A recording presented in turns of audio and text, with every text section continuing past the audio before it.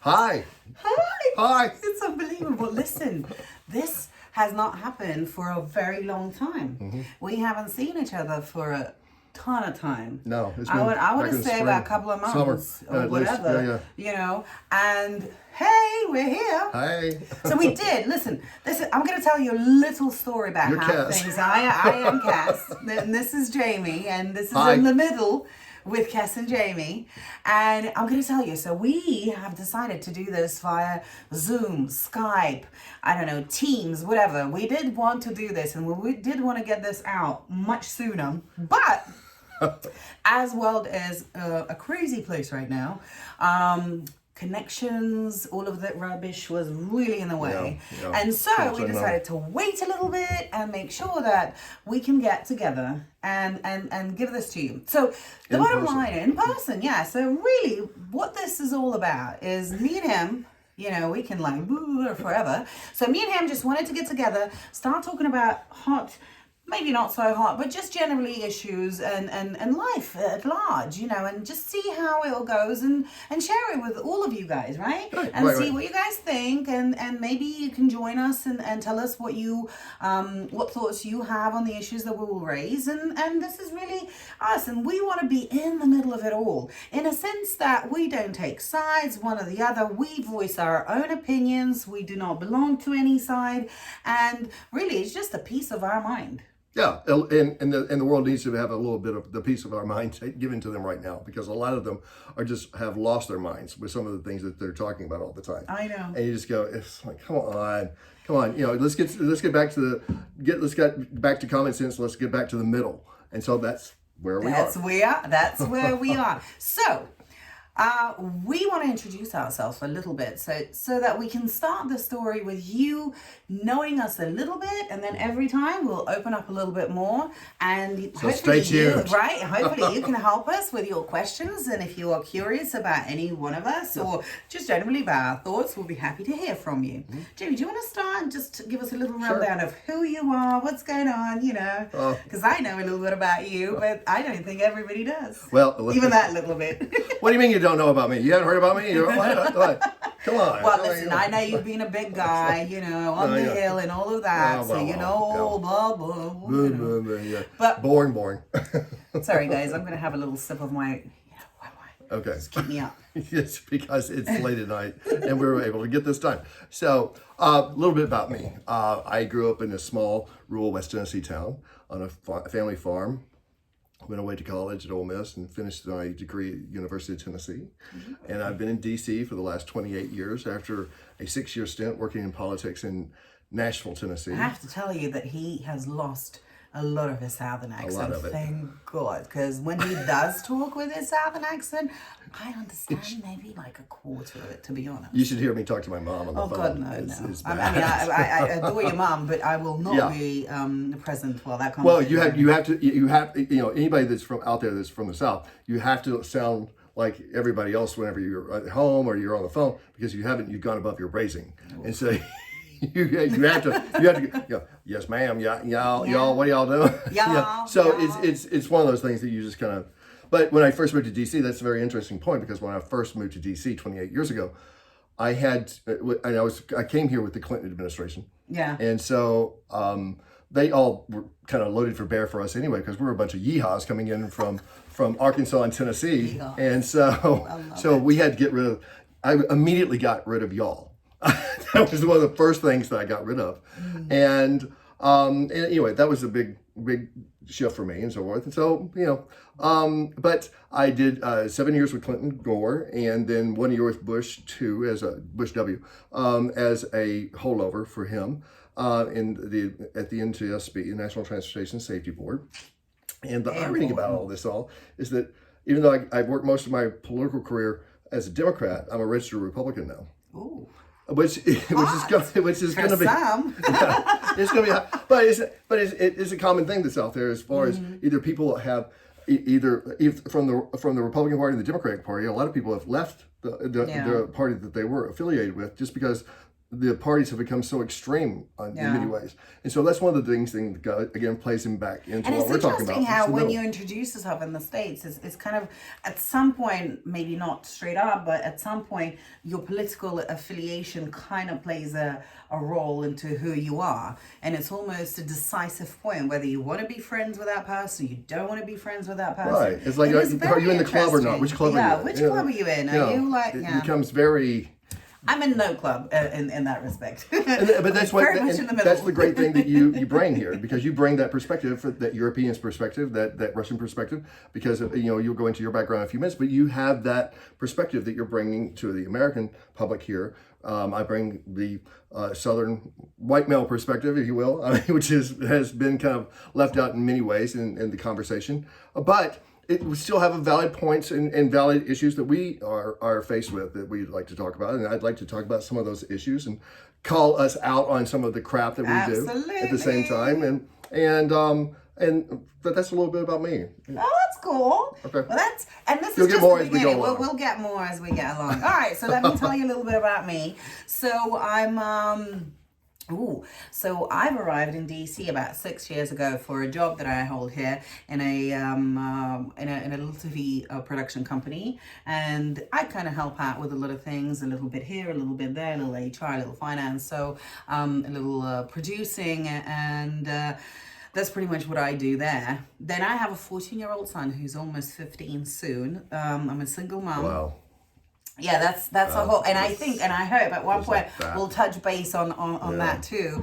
It has been very interesting to be here in the States, and it's a very different kind of life and a very different way you have to deal with a lot of issues, even though obviously everybody, we're all humans and we deal with the same things, but just to sort of getting used to the flow, to get used to the school system, very different relations with everything, very, very interesting, and I've been extremely pleasantly surprised about how fantastic all of my neighbors have been. Everybody at school has been in various schools, and my son came, he spoke very little English, and he was able to feel comfortable, and look, he's very American right now. So he's become an all-American boy. That's he does pull the British accent every now and then, because obviously after I've been in Russia, I've traveled around the world. I've lived in Bulgaria, I've lived in England, I've studied in England, I've studied in Cambridge University, and then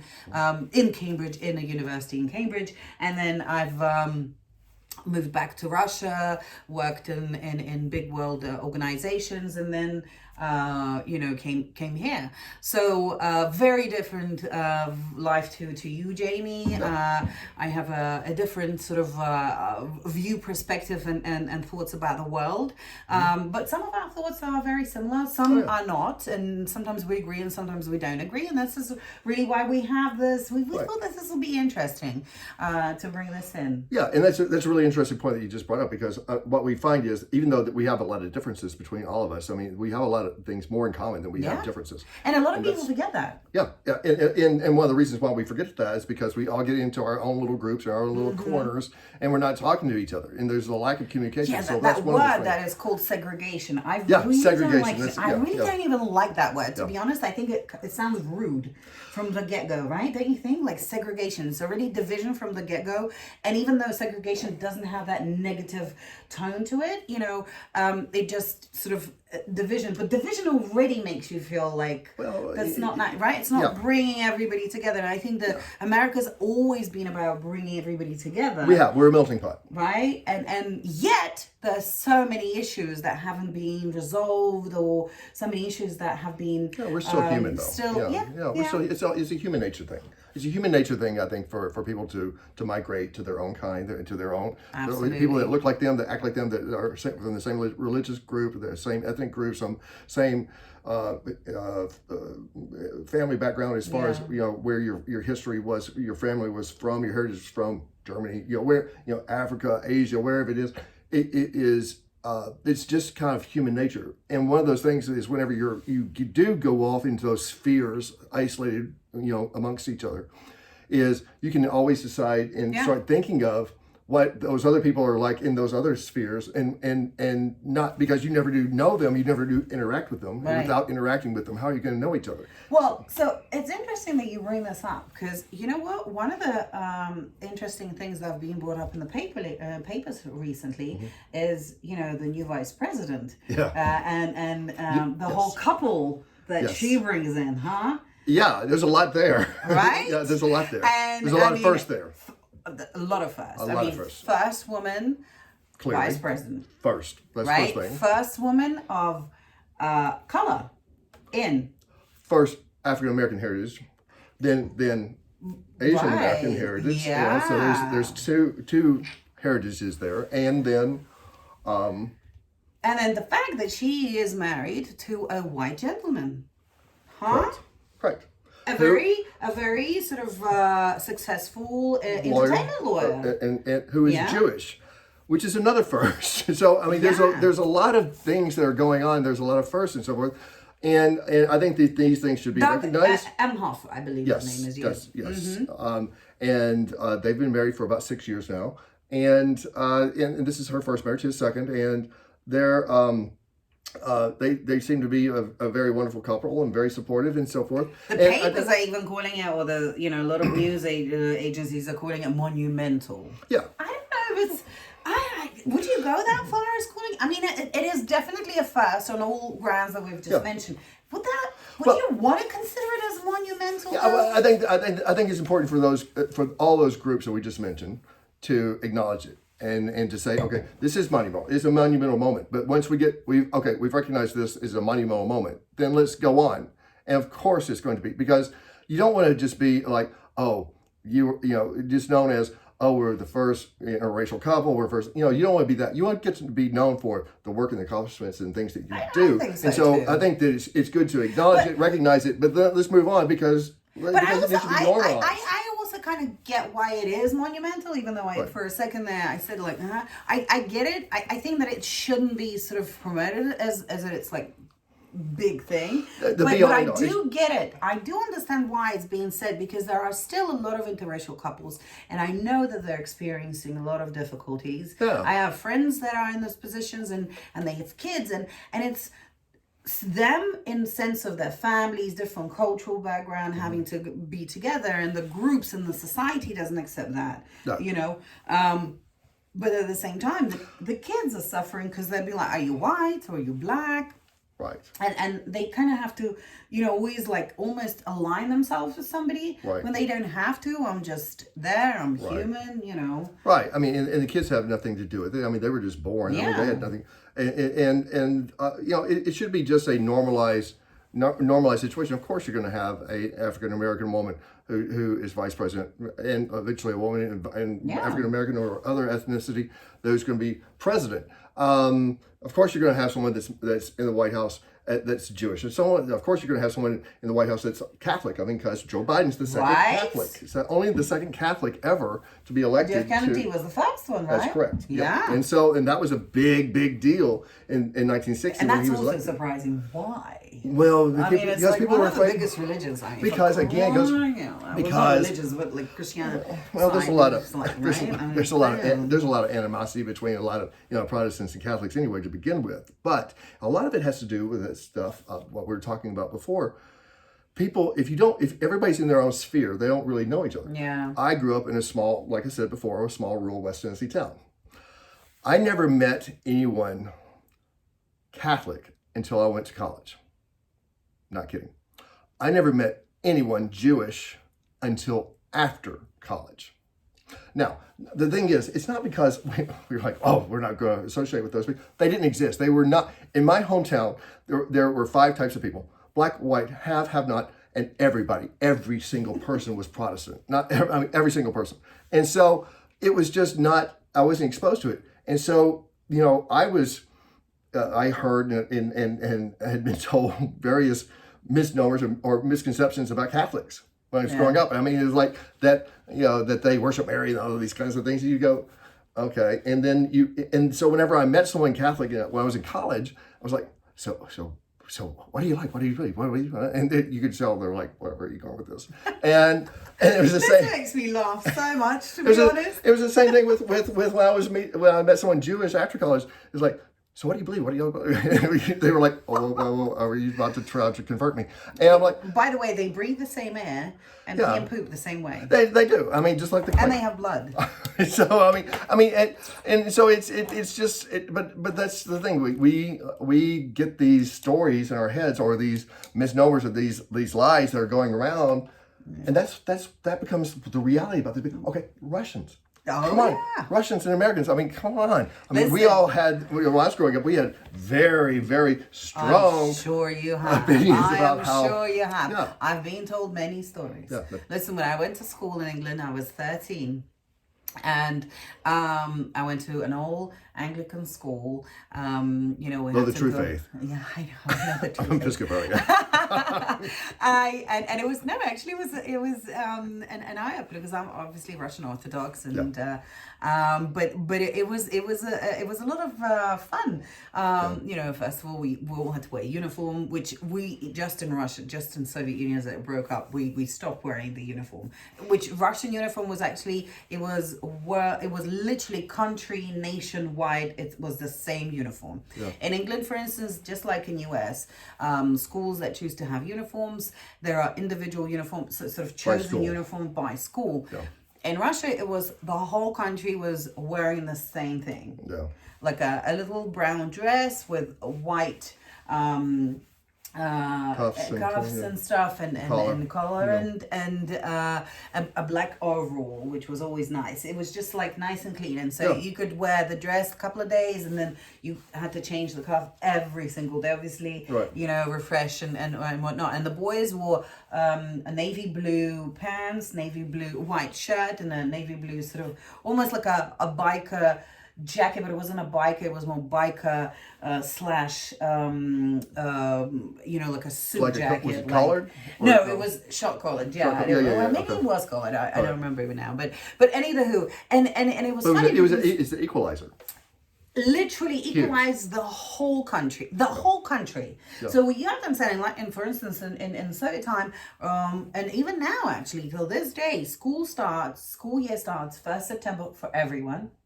1st of September for the whole country, and ends at the same time at the end of May, like 26th, 27th, depending on when that falls on the calendar, and that's it. Is it The still like exams that? are the same, and the universities are the same. It's the same now. Well, that's so unifying because everybody can kind of plan around that. Yeah.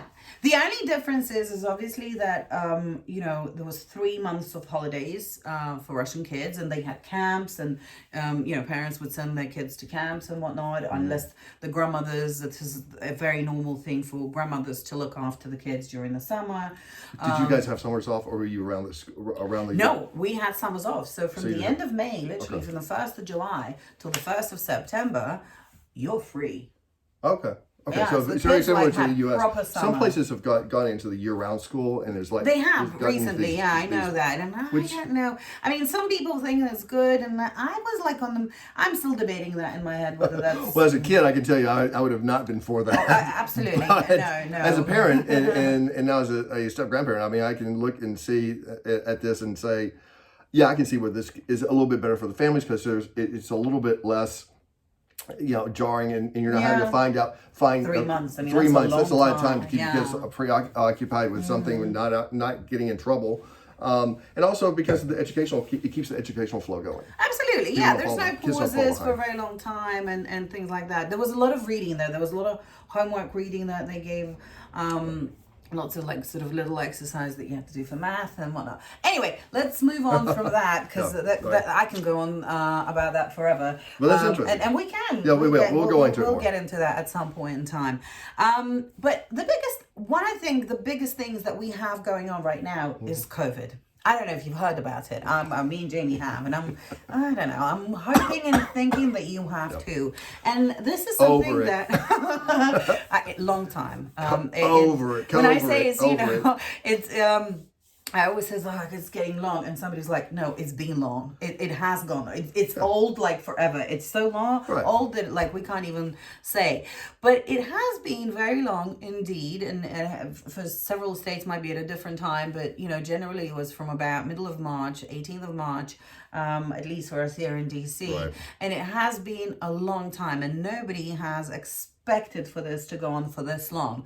Really, no one has expected that we are in December almost, and we're still in semi-lockdowns and isolations and people Third waves and all these kinds of things. and numbers wave going up. number and, one, wave number two, mask, and no mask. and I mean, listen, me and Jamie have been having those discussions about masks, and listen, they annoy everybody, and I think that everybody is more or less on board with the fact that it's a tough thing to do, but at the same time, it's safe. You're being responsible. It does. Sucks. Listen, I mean, it nobody sucks to wear 'em. loves wearing this shit on their face. No, I mean, it's fun. It's like, And it's like- I can tell mean, you, I've had a couple of times I had stories from my guy friends, and they said, Cass, oh my God, I've seen this gorgeous woman, and then she takes off the mask, and I'm like, not as gorgeous as There I was a thought. skit.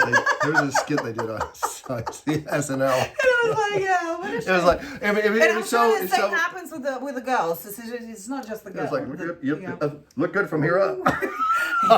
From here down, pretty bad. Yeah. Is the Now you snuggle thing. understand why the Muslim culture have the woman covering the whole face. They don't see anything. They kind of might be I thought misleading with that's the after they were eyes, and then they go bong, and it's not quite as. But I thought that was after they were married. Yeah, that is true. I know. Yeah, I mean, I'm sorry, But- that was a little joke, and I didn't mean to be disrespectful to anyone. No. I totally but it is. appreciate. But you can understand. but what it has given me is a new appreciation for the uncomfortableness of that. I mean, I know that some women choose to wear that, and some people, are pressured into it. But it's an uncomfortable situation. For me, and that's just because I'm not used to it. Like it, they feel safe, and that's And they feel, and that's absolutely their choice. yeah, absolutely their choice. And I don't want to be disrespectful. This is just a Personal my observation very- from two Westerners. Yeah, and I have a lot of Arabic friends and Muslim friends, Yeah. and their wives do that, and I'm totally up for it and with it, and respect their choices. But it's just that now with the whole covering the face and just your eyes being open, it is such a different view on people, Yeah, right? I mean, I haven't ever lived overseas, but I've traveled quite a bit overseas, and I've done a lot of travel in Asia for work and personal stuff.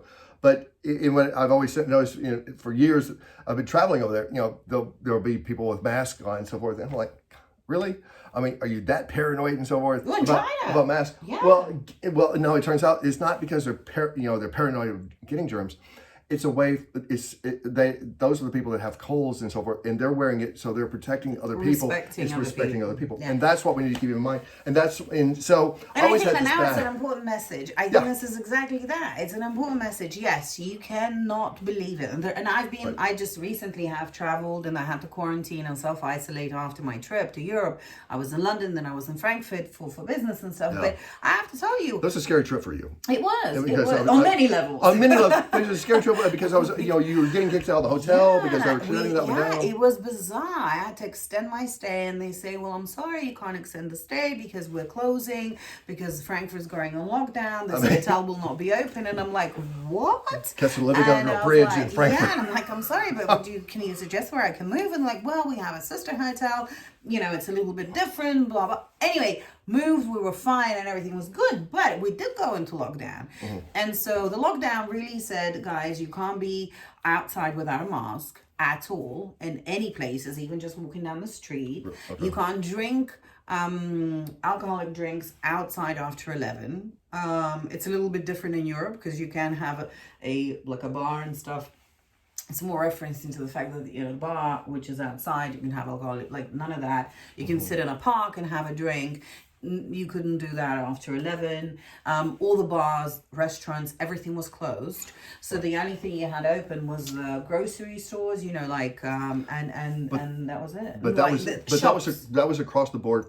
You were in Germany at the time. That was across the board for whole Germany. Germany or Europe? No, that was just for Germany. Okay, so the EU did not really. London went on lockdown a little later. So basically, when we left London, it was still open.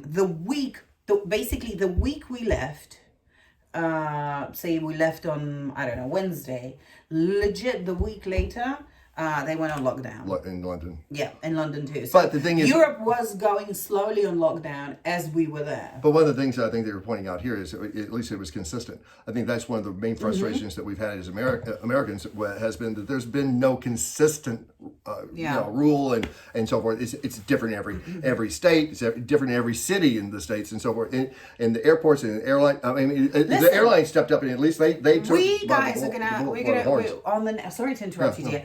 On the next time we're gonna come and do a show. We will show you the airports that we've been to, because you traveled in June, I believe, right? Yep. And around the US. In October. And I'm about to travel again. I traveled in end of October, beginning of November in Europe, and I will show you how Dulles looked like, how London Heathrow Terminal 5, which is legit one of the biggest hubs, and crazy busy, and usually normally it's like enormous queues and like you can't get through in like less than 30-40 minutes as you come out of the plane. And you're cussing Frankfurt. We're talking Frankfurt is literally the hub of Europe and the world, financial capital of Europe. Yeah. I'm telling you, it was dead. It was ghost town. It was scary as shit. And I've sent you the video, and it was. I was like, I can't believe it. I'm here. Somebody's gonna kill me. It's almost like haunted airport. It was a haunted. It's like. We had like there was like another 40 people in there. Yeah. It was really, really like scary and very uncomfortable. When I was traveling, I did a segment back. Maybe you saw it, but I did a segment back in June, like you said. Yeah. I flew from DC to Nashville, and to show what it was like to fly during COVID, and so we shot shots at Washington National Airport here in DC. And then on the plane, and in Nashville once we landed at the Nashville airport. The differences in people, there weren't a lot of people at National here in Washington, but everyone was wearing a mask at the time. In Nashville when we got there, no one, or I should say, I shouldn't say no one. 2/3 of the people were wearing a mask. Yeah. But there were a whole lot more people. But of course, Nashville's a little bit of a hub for Southwest, and a lot of people are coming there. And vacation. So it was a different kind of attitude. You could tell that there was a different attitude by the people from DC versus Nashville. Yeah. Now, when I was back in Nashville in October, the airport had gotten much stricter about people wearing their masks and so forth inside the airport, and everybody had their masks on. Yeah. Everyone. And so there are people, but that's in a city in Tennessee. Now you go to the rural areas, and it's a different story. But unfortunately, like where I'm from, those numbers and deaths have gone way up. Listen, way up. Have you looked at the map? Yeah. If before, if you imagine your West, we have the East Coast, the West Coast, right? Yeah. And everything was red on the coast. Yeah. And then recently I looked at the map, and it's like everything is in the middle now. Yeah. South, north, in the middle. Well, I was shocked. Yeah, it was. But again, that goes back to there wasn't a consistent rule, and there was a lot of people. There was a lot of misconstrued stories going out there and misnomers about what was happening, and this is mind control. These are kinds of, and it's the same thing. We'll go into the vaccine thing in a minute. And there's a lot of things that people are getting wrong, or these bad stories they are flying around, and they fly around on the Facebook and the internet and other social media outlets that are just bad, wrong stories, or even other official news outlets or supposed news outlets that are pushing out bad stories. And so it starts from the top. I'm sorry, the president never did really have a good federalized or normalized system or message, I should say, and there wasn't a consistent message, and there was a lot of inconsistency. And there were a lot, Dr. Fauci, that was the one I always listened to. Yeah, Like, whatever comes out, Dr. Bravo, Fauci. thank you. Yeah, Dr. Fauci, thank you. And someone that the adult in the room that knew what they were talking about, and unfortunately, because of that lack of leadership and strong leadership at the top, and I'm not blaming the president. I'm not one of these people that blames Trump, that's saying that, all these people died because of him and everything else. Quite honestly, it was one of those things that we got into. We didn't know the global, the world didn't know what to do with it, and we were learning as we were on the fly as we were going.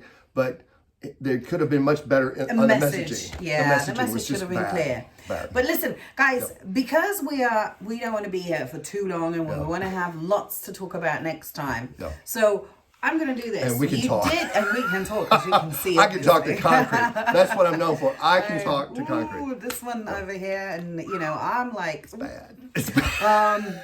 but I'm going to tell you this. We want to hear your opinions and your views, and we also want to hear your topics or suggestions of what you think we want to talk, or you want us to talk about. You're not hearing people talk about. You're not hearing your voice. Yeah, you're not hearing subjects. Listen, there's no right, good, or bad. We're just interested in whatever we can discuss and talk, because we're interested in everything, and we'd like to, look into it, learn about it, see what we can find out, and discuss it. But here are the rules. No fighting, no biting, no kicking, no screaming.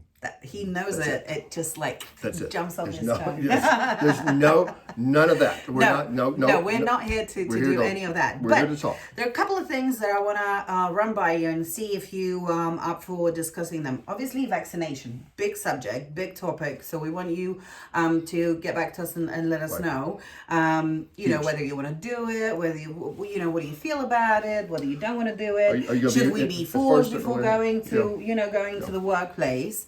I think another big thing is just generally I've heard a little news, and I don't know whether that's something big that was interesting to me, because I didn't know this was still happening, is gay conversion therapy. Yeah. I know it's completely off what we've been discussing so far. Yeah, but I have read in the news that in Australia, in the state of Victoria, they are putting up a law that they're banning it.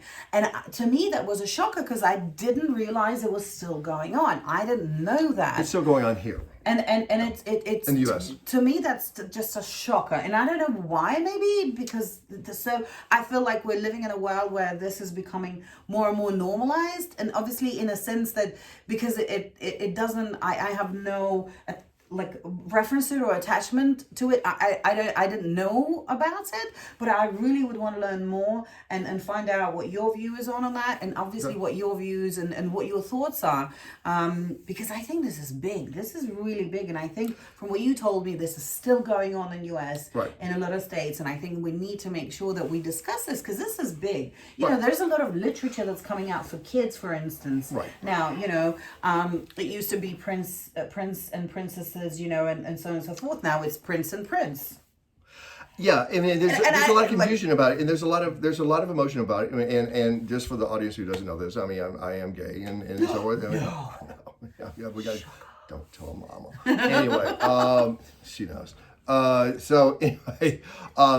And by the way, it's not that I'm stingy. I'm not giving him any wine. He just doesn't drink. He's one of those. But I do usually have a glass of iced tea here, and but not today. But unfortunately, someone didn't make one for me when I got here. So anyway, but she could have had some hot tea. But anyway, I'm sorry. But anyway, I have my own points of view on some of this, and it will be from a gay guy's perspective, and also from a white male perspective, and also from just kind of trying to be a common sense perspective. I mean, because I understand a lot of the sides and the positions. I mean, I'm not one of these you've got to accept this and so forth. Well, a lot of people just don't understand. Yeah. And the reason why they don't understand is because they're not allowed to talk about it.